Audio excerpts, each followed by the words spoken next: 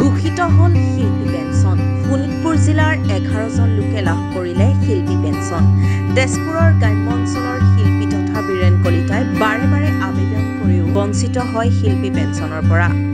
মিলন বাকৰি ৰাসৰ মূল বায়ন বীৰেন কলিতাই তেজপুৰৰ জ্যোতি ভাৰতীৰ ভাৰপ্ৰাপ্ত বিষয়া জিতেন দাসে প্ৰশাসনে আয়োজন কৰা প্ৰতিটো চৰকাৰী অনুষ্ঠানত অংশগ্ৰহণ কৰোৱায়। প্ৰতিবাৰ প্ৰলোভন দিয়ে শিল্পী বীৰেন কলিতাক। শিল্পীগৰাকীয়ে কোনো চৰকাৰী অনুষ্ঠানত অংশগ্ৰহণ নকৰাৰ সিদ্ধান্ত লৈছে বুলিও জানিবলৈ দিছে। মোৰ নামটো শ্ৰী বীৰেন কলিতা, গাঁও দীপতা বামন চুবুৰী। আপুনি শিল্পী পেঞ্চনৰ ক্ষেত্ৰত কিমানবাৰমান আবেদন কৰিলে? 4বাৰমান কৰা হ'ল। 4বাৰ মানেই কৰিলোঁ। আপোনাক কোনো গুৰুত্ব নিদিয়ে? গুৰুত্ব নিদিয়ে। আৰু আপুনি চৰকাৰী প্ৰতিটো অনুষ্ঠানক আপোনাক দেখা পোৱা যায়? প্ৰতি অনুষ্ঠানতে মোক সাংস্কৃতিক বিভাগৰ অফিচাৰে ফোন কৰি হ'লেও কোনোবা দূত পঠিয়াই হ'লেও মোৰ পৰা মানে পাৰ্টি বিচাৰে। মই তেনেকৈয়ে প্ৰত্যেক অনুষ্ঠানটোতে সহযোগ কৰি দিওঁ। হয়, কিন্তু এইবাৰো আপোনাৰ নামটো নাহিল, আপুনি কি ক'ব?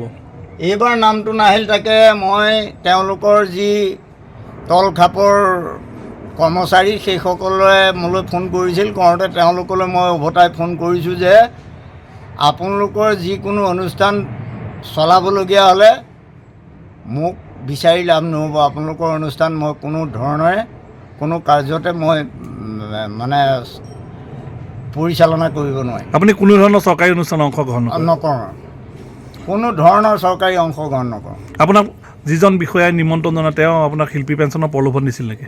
প্ৰলোভন এইবাৰো কেইবাবাৰো ক'লে। মই যেতিয়াই যাওঁ তেতিয়াই কওঁ, মই বোলো ছাৰ অলপ চাব এইবাৰ।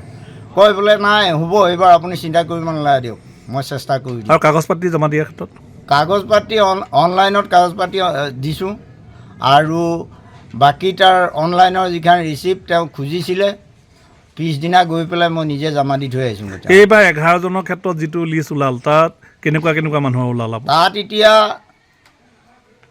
1 নম্বৰতে বেচেৰিয়াত এজনে পাইছে, তেওঁ প্ৰথম চৰকাৰী আৰক্ষীৰ ড্ৰাইভিঙৰ পেঞ্চন পায়, আৰু তাৰ দ্বিতীয়তে কৃষকৰ বঁটা পেঞ্চন পালে, তাৰ তৃতীয়তে এইবাৰ আকৌ শিল্পী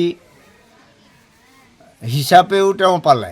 আমি তেওঁক দেখোঁ শিল্পীৰ ভাৱত দেখোন নেদেখোঁ, তেওঁ অ'ত ত'ত ভাও দুটা এটাহে দিয়া দেখোঁ, ভাও একোটাহে দিয়া দেখোঁ। তাতনো শিল্পী কেনেকৈ হ'ল সেই কথাটো আমি হ'লে নাজানো। এই তালিকাই আপোনাৰ সন্তুষ্ট নহয়? সেই তালিকা সন্তুষ্ট হ'বলগীয়া একো কথাই নাই নহয়। ভাওটো জেনেৰেল ৰাইজৰ মাজত বহুত ৰাইজে দিয়ে, আমি দেখিছোঁ বহুত তেনেকুৱা ব্যক্তি দেখিছোঁ ভাল ভাও দিয়া।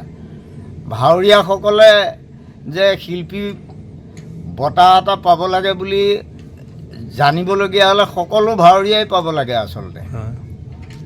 আৰু ৰজাঘৰে এইবাৰ তেজপুৰত কেন্দ্ৰীয় শিল্পী দিৱস পাতিছে, আপোনাক নিমন্ত্ৰণ কৰিছে নাই? নিমন্ত্ৰণ কৰিছিলে।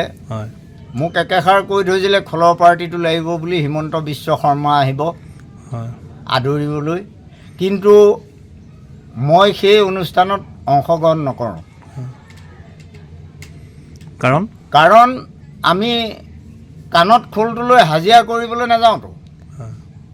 আমি অনুষ্ঠান সাংস্কৃতিক জীয়াই ৰাখিবলৈ যাওঁ, যে আমাৰ অসমত মূল সাংস্কৃতি হ'ল গুৰুজনাই দি থৈ যোৱা খোল তাল নাম গুণ আদি কৰি। কিন্তু সেয়া মানুহ যেতিয়া বঞ্চিত হ'বলগীয়া হ'ব, তেতিয়া সেইখন চৰকাৰৰ ওচৰত আমি সহযোগ কৰিবলৈ কোনো কথাই নাহে সেইসকল ব্যক্তিৰ ওচৰত। আপুনি চৰকাৰী অনুষ্ঠান কোনো অংশগ্ৰহণ নকৰোঁ। তেজপুৰৰ পৰা পল্লৱী বৰাৰ ৰিপৰ্ট, খবৰ লাইভ।